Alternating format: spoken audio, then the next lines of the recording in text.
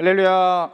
수약당에 오신 우리 약대교회 성도 여러분들 한 분 한 분을 주님의 이름으로 사랑하고 축복합니다. 우리 다 같이 조용한 기도 드리심으로 하나님 앞으로 나아가도록 하겠습니다.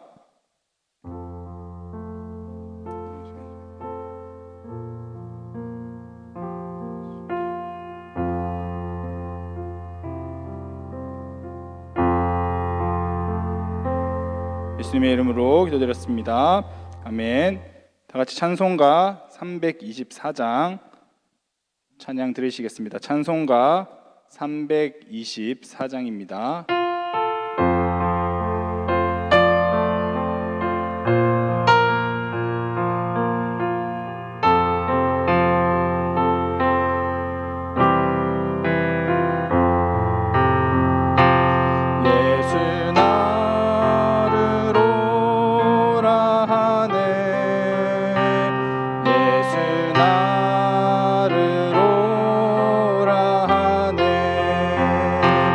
어디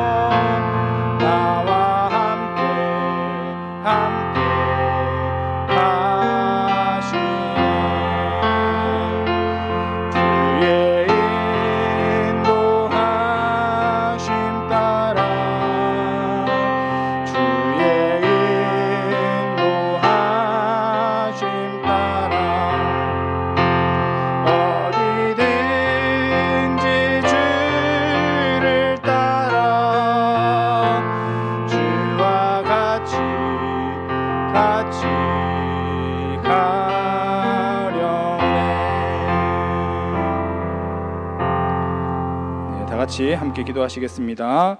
사랑과 은혜가 충만하신 하나님, 오늘 또 이 수요일 주님 앞에 나와 시간을 구별하여 주님의 말씀을 청정하고자 하옵니다. 주님, 이 마음 가운데 성령이 임하여 주시고 우리가 말씀을 공부할 때 하나님의 은혜를 깨닫게 하여 주시고 우리를 향한 하나님의 비전과 계획을 우리가 깊이 발견하는 은혜의 시간이 되게 하여 주시옵소서.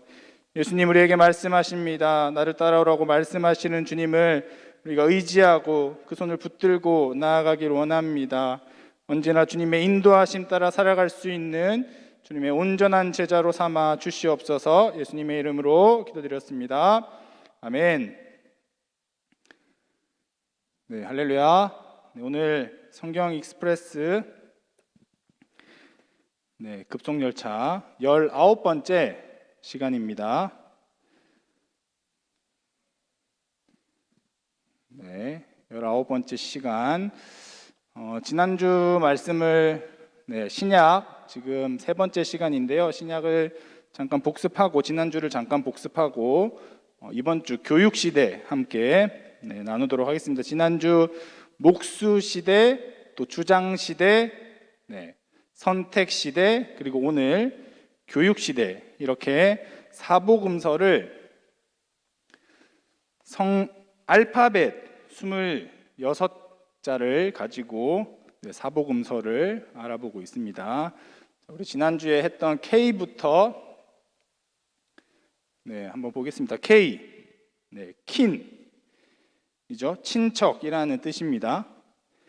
예수님이 자라신 이 나사렛, 자라나셨던 이 나사렛에서 친지들에게 예수님이 복음을 전하시고 또 자신이 하나님의 아들 메시아라고 밝혔습니다.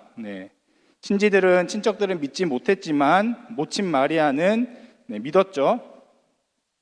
친척들의 어떤 믿지 못하는 부분, 또 그런 어려움들이 있었지만 그럼에도 불구하고 예수님이 가족과 친척들에게 가장 우선적으로 자신이 메시아임을 또 복음을 전파했다라고 말씀을 드렸고요. K 다음에 L, 로케이션, 위치, 사역의 본거지.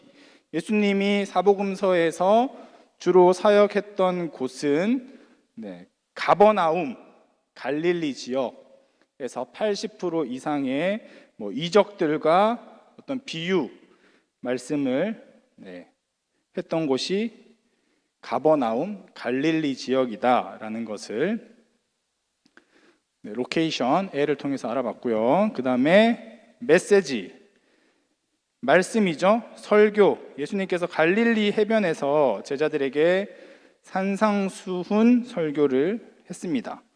8가지 복에 대해서도 얘기하고요. 주기도문, 또 황금률에 관련된 산상수훈 설교 메시지를 전했습니다. 이 메시지의 핵심 또한 하나님과 이웃을 진심으로 사랑하라라고 가르쳤고요. M 다음에 N, 내추럴, 자연. 예수님의 이적들은 자연을 압도하는 하나님의 권세를 지니고 있다. 자연이 엄청난 광활함과 또 위대함과 그런 압도하는 힘이 있지만 그 자연보다 그 자연을 압도하는 힘이 그 하나님의 권세가 예수님에게 있다. 그래서 풍랑이 이는 바다도 잠잠하게 하고 귀신도 쫓아내고 눈을 뜨게 만들기도 하고 죽은 사람을 살리기도 하고 바다 위를 걷기도 하고 하나님의 권세를 가진 예수님께서 이 자연, 위대한 자연보다 자연을 압도하는 그런 사역들을 하셨다. 내추럴, N으로 알아봤고요. 그 다음에 O, opposite, 반대. 예수님의 사역이 정점에 가까워질수록 예수님을 반대하는 그 무리들도, 그 반대들도 더 정점으로 달했습니다. 유대인 종교 지도자들은 예수님의 능력이 사탄에서 나온 곳이다, 이렇게 모함했고요. 하나님의 아들이라는 것을 수용하지 못하고 대신 사탄, 신성모독으로 예수님을 죽이려고 했습니다. 네, 반대가 심했고요. O 다음에 P, parable. 네, 비유. 예수님께서 비유로도 말씀을 하셨는데요. 예수님이 비유로 말씀하신 그 이유에 대해서 말씀했습니다. 왜 예수님이 비유로 말씀하셨느냐? 네, 천국을 설명하기 위해서 비유로 말씀하셨고요. 우리는 이 비유 말씀을 통해서 천국이 어떤 곳인지에 대해서 생각해 볼 수 있고 알아볼 수 있는 그런 말씀이다. 그런데 이단 신천지들은 이 비유풀이를 통해서 이분법화하고 있습니다. 뭐 좋은 밭, 좋은 씨, 신천지는 좋은 밭, 좋은 씨다. 그리고 신천지 말고 다른 무리들은 나쁜 밭, 나쁜 씨앗이다. 이렇게 비유풀이를 통해서 신천지를 부각시키고 다른 교회들은 잘못된 가르침을 하고 있다, 잘못된 곳이다라고 이렇게 비유풀이를 하고 있고요. 우리가 기억해야 할 것은 예수님께서 비유로 말씀하신 이유는 천국이 어떤 곳인지 설명하기 위해서 이렇게 비유로 말씀해 주셨다라는 것을 기억하시고요. P 다음에 Q인가요? 네. question, 질문. 예수님이 어느 날 제자들에게 불쑥 질문을 던지셨죠. 사람이 나를 누구라고 하느냐? 사람들이 나를 누구라고 하느냐? 제자들이 대답합니다. 더러는 세례 요한이라고 합니다. 또 더러는 엘리야라고 합니다. 또 몇몇 사람들은 선지자, 또 몇몇은 관심도 없습니다. 그러자 예수님께서 이번에는 제자들에게 질문합니다. 그러면 너희는 나를 누구라 하느냐? 이에 베드로가 대답합니다.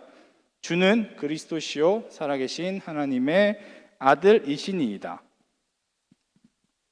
지난주에도 말씀드렸는데 베드로가 깨달은 건가요? 누군가에게 가르침을 받은 건가요? 아닙니다. 하늘의 영안, 하나님이 주신 영적인 영안이 열렸기 때문에 이렇게 고백할 수 있었다라는 것을 또 한번 짚고 넘어가고요. Q 다음에 R, Revelation, 계시. 하나님께서 제자들에게 어떤 계시를 보여주고 계십니다. 변화산에서 영광의 광채와 함께 또 예수님, 모세, 엘리야가 이야기를 나누는 것을 제자인 베드로, 요한, 야고보에게 보여주심으로 예수님이 하늘에서 오신 분이다라는 것을 계시해주고 또 확증해 주었다. 이렇게 지난주 선택시대 R까지 배웠습니다. 예수님 편에 설 것인지 세상 편에 설 것인지 이렇게 R까지 배웠고요. 오늘은 19가 예수님의 제자가 되는 강도 높은 교육을 받다. 이 주제로 함께 또 나눠보려고 합니다. 예수님의 제자가 되기 위해서는 강도 높은 교육이 필요합니다.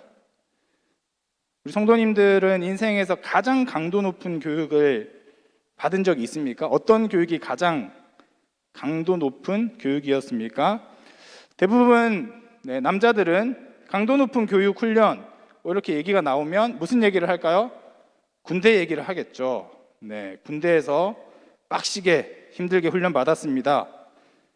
저도 군대에서 강도 높은 훈련을 받은 사람 중에 한 사람입니다. 저는 이제 공군 장교로 군 생활을 했는데요. 장교로 임관하기 위해서는 사관 후보생이라는 그 직책 명찰을 달고 16주 동안 강도 높은 훈련을 통과해야 그 다야, 소위 다야의 바깥에 쌓여져 있는 이 R을 깨고 소위로 임관할 수 있습니다. 제가 극한 훈련을 받고 아주 힘든 훈련을 받고 연병장에 누웠습니다. 그리고 하늘을 보는데 눈물이 흐르더라고요. 제 마음속에 드는 생각은 나는 누구인가? 인간이 이 극한의 훈련에 처하게 되면 근본적으로 존재에 대한 물음이 생겼습니다. 나는 여기서 무엇을 하고 있는 건가? 나는 도대체 누구인가? 이런 존재에 대한 물음이 있었습니다. 예수님의 제자가 되는 교육은 어떤 교육일지 한번 살펴보도록 하겠습니다. 여러분, 이런 광고가 있다고 하면 어떻겠습니까? 구인 광고. 범세계적인 임무를 위해 모든 것을 버리고 목숨까지 내놓을 수 있는 사람. 독신자 우대고요. 자격증이 필요 없습니다. 직업 훈련도 실시해 줍니다. 그리고 즉각 현장 배치해 주고요. 혜택. 세상을 변화시키는데 한몫한다는 자부심 외에 다른 것은 보장할 수 없음. 감독자가 신청자들을 개별적으로 접촉한 후 결과를 통보할 예정. 여러분, 이런 광고, 구인 광고를 보면 사람들이 어떤 반응을 보일까요? 누가복음 10장 1절에 주께서 70인을 세우사 친히 가시려는 각 동네와 각 지역으로 둘씩 앞서 보내시며 70명이나 이 구인 광고를 보고 모집이 되었습니다. 그리고 누가복음 10장 17절에 보면 70인이 기뻐하며 돌아와 이르되 주여 주의 이름이면 귀신들도 우리에게 항복하더이다. 이 터무니없는 것 같은 구인 광고지만 70명이 뽑혔고 지원했고 또 귀신들도 항복하는 그런 경험을 하게 됩니다. 그런데 70명의 지원자가 있었지만 예수님은 12명만을 제자로 선발했습니다. 예수님은 공생의 3년 동안 제자를 삼고 훈련을 시키는데 십자가에 달리시기 전까지 이 6개월 동안 제자들을 십자가에 달리기 전 6개월 동안 제자들을 가르치는 일에 집중하십니다. 그래서 이 19가 오늘 본문, 오늘 이 무슨 시대라고 하나요? 교육 시대. 사복음서에서 예수님이 제자들을 교육하는 시대로 구분을 하고 있는데요. 여러분, 교육하면 대표적인 장소가 어디죠? S, 스쿨, 학교가 교육하는 곳입니다. 지저스 스쿨, 예수님 학교는 무엇을 가르칠까요? 제가 처음에도 얘기했는데 힘든 훈련을 받을 때 극도의 이 한계에 이를 때 인간이 스스로 나는 누구인가, 존재에 대한 물음을 한다고 했죠. 존재에 대해서 가르치십니다.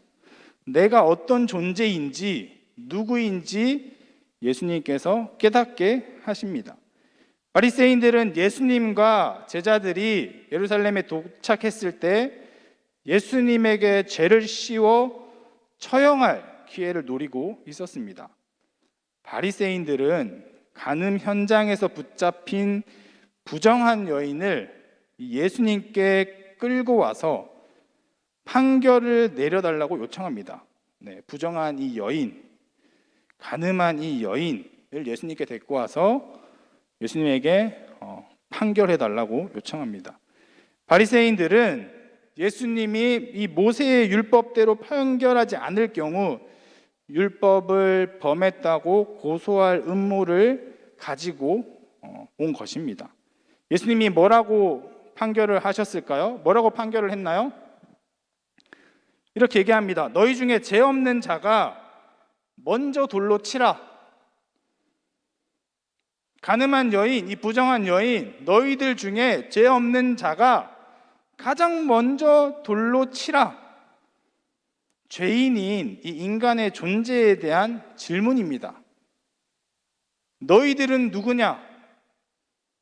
예수님께서 바리새인들과 그 현장에 있는 사람들의 존재에 대해서 질문하고 있습니다. 죄인? 예수님의 이 말에 사람들은 돌을 바닥에 던지고 흩어져 버립니다. 예수님 학교, 이 스쿨, 지저스 스쿨은 인간의 본성과 내가 어떤 존재인지, 내가 누구인지 알려주는, 깨닫게 하는 곳입니다. 예수님은 이 시기에도 비유를 통해서 제자들을 가르치시는데요. 어리석은 부자의 비유. 한 부자가 자신의 밭에서 소출이 풍성하여 곡식을 쌓아둘 곳이 부족해서 고민하고 있습니다. 행복한 고민이죠. 풍년이 일어나서 자신의 곡식을 쌓아둘 곳이 부족한 고민. 행복한 고민입니다. 곡간을 허물어 더 큰 곡간을 지어 모든 곡식을 쌓아두려고 계획했습니다. 그렇게 하면 이 부자의 영혼이 여러 해 사용할 물건 때문에 편안히 쉬고 먹고 마시고 즐길 수 있다고 생각했습니다. 그런데 하나님께서 이 사람을 어리석은 자라고 말씀하시면서 오늘 밤에 갑자기 죽으면 자신을 위해 준비한 것이 누구의 것이 되겠느냐 물으십니다.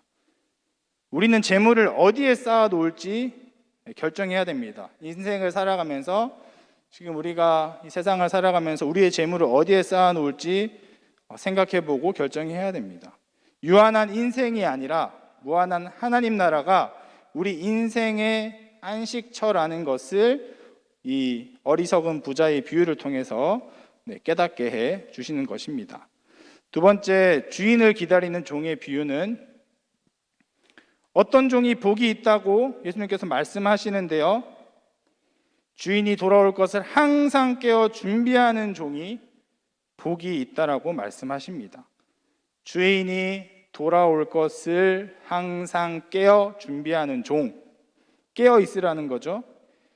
지혜 있고 진실한 청지기에게 주인이 자신의 모든 소유를 맡긴다고 말씀하십니다.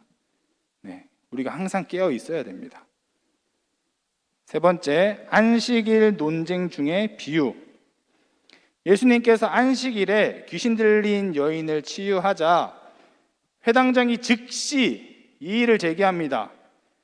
안식일에 가축에게 물을 먹이는 것처럼 18년 동안 사탄에게 속박되었던 이 딸을 놓아주는 것이 합당하지 않냐고 예수님께서 회당장에게, 이해하는 회당장에게 물으십니다.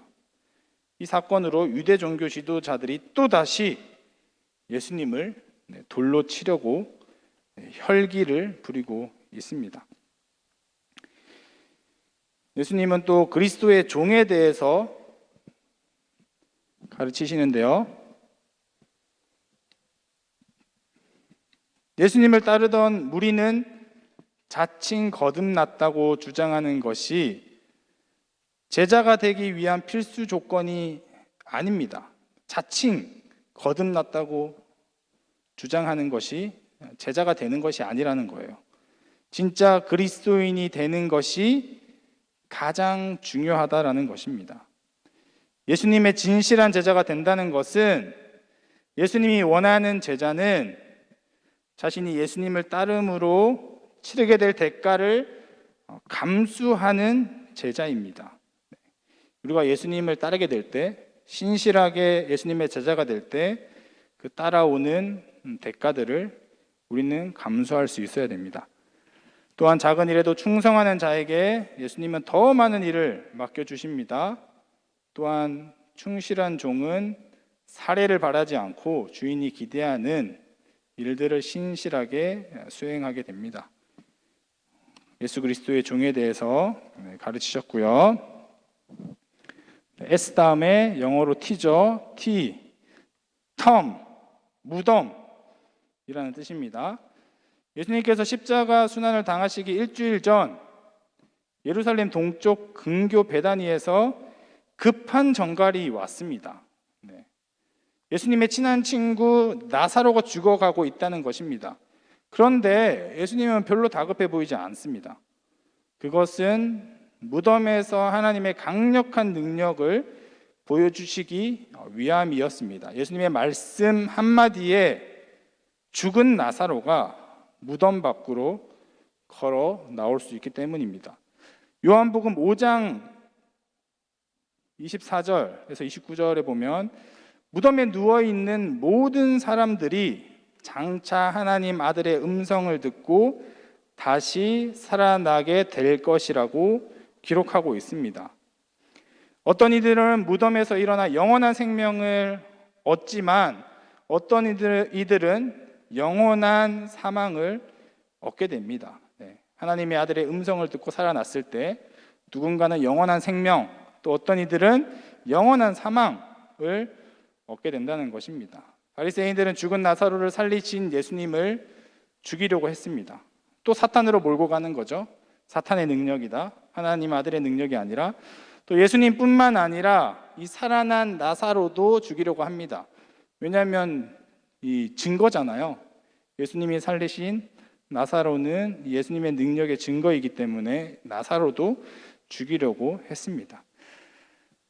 우리는 죽음 앞에서 또 무덤 앞에서 우리 인간은 참 겸손해지고 겸허해집니다.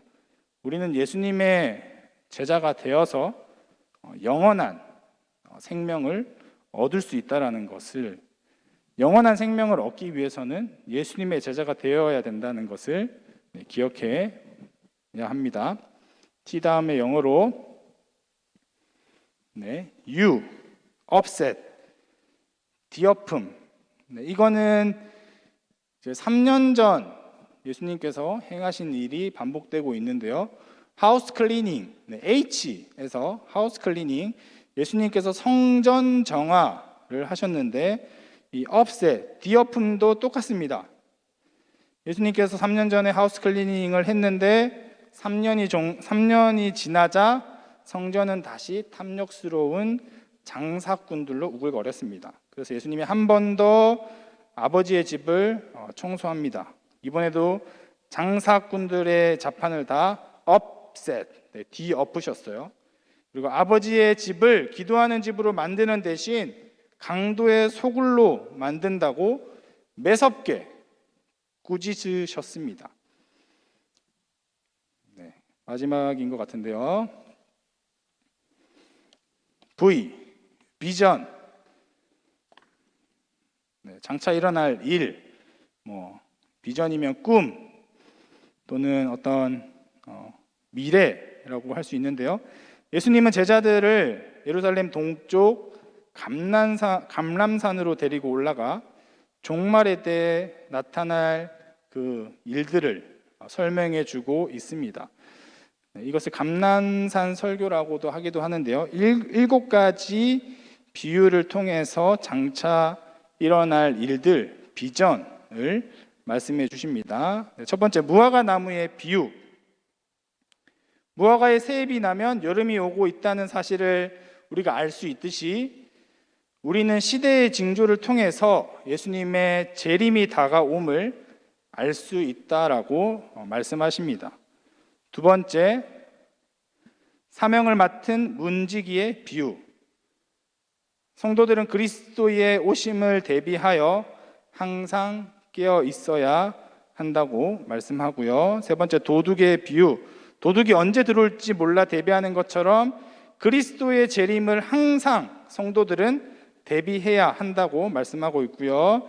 네 번째, 충성되고 지혜로운 종의 비유.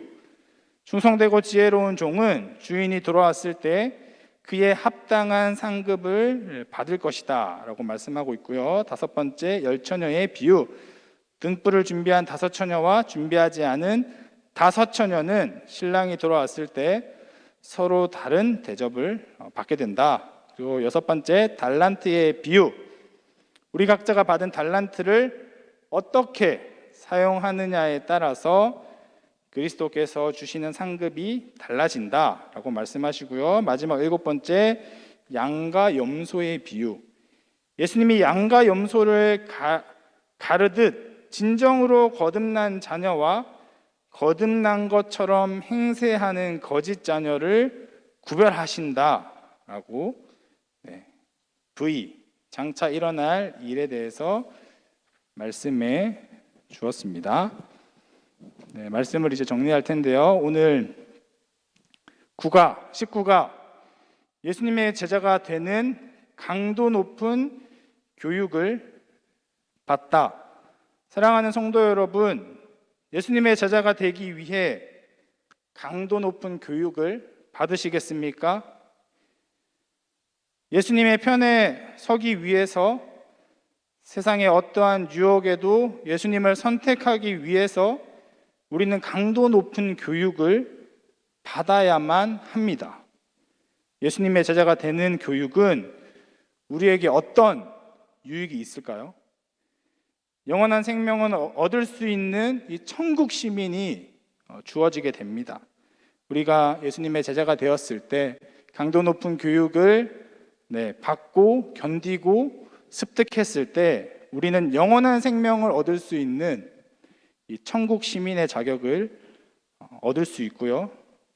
또 어떠한 헌신과 희생에도 불구하고 예수님의 제자가 되어서 예수님께 칭찬받는, 또 예수님의 흡족한 제자의 삶을 살아가게 되시는 저와 여러분이 되시기를 주님의 이름으로 축복합니다.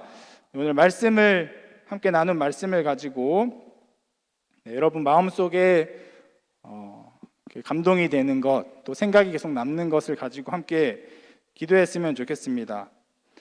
여러분 이렇게 기도했으면 좋겠습니다. 하나님, 제가 어떠한 헌신과 희생에도 불구하고 나의 인생에 어떤 대가를 지불하면서도 주님의 온전한 제자가 되기를 원합니다. 주님이 원하시는, 주님이 기뻐하시는 주님의 제자로 살아가기 원합니다. 주님, 저를 단련시켜 주시고 훈련시켜 달라고 우리 함께 기도하고 주기도문으로 마치도록 하겠습니다. 기도하시겠습니다. 사랑과 은혜가 충만하신 하나님, 오늘 우리의 삶 가운데 우리를 이끌어 주시고 또 하나님 교육을 받으라고 또 제자가 되기 위해서 강도 높은 훈련을 받아야 된다고 말씀하시는 주님, 우리가 삶에서 각오하고 주님의 제자가 되기 위해서 주님이 주시는 그 능력과 은혜를 우리가 힘입어 살아갈 수 있도록 우리를 단련시키고 훈련하여 주시옵소서. 어떠한 헌신과 희생에도 불구하고 하나님 영원한 생명을 얻기 위해서 이 땅에서 하나님 창고에 쌓아두는 것이 아니라 하나님 나라의 영원한 안식처에, 영원한 나라의 그 창고에 우리의 상급을 쌓아갈 수 있는 귀한 주님의 성도님들 우리가 될 수 있도록 주님 축복하여 주시옵소서. 주님의 이름으로 기도드렸습니다. 다 같이 주기도문 하심으로 마치도록 하겠습니다. 하늘에 계신 우리 아버지여, 이름이 거룩히 여김을 받으시오며 나라가 임하시오며 뜻이 하늘에서 이루어진 것 같이 땅에서도 이루어지다. 오늘날 우리에게 일용할 양식을 주시옵고 우리가 우리에게 죄 지은 자를 사하여 준 것 같이 우리의 죄를 사하여 주시옵고 우리를 시험에 들게 하지 마시옵고 다만 악에서 구하시옵소서. 나라와 권세와 영광이 아버지께 영원히 있사옵나이다. 아멘. 함께 경청해 주신 성도님들 사랑하고 축복합니다.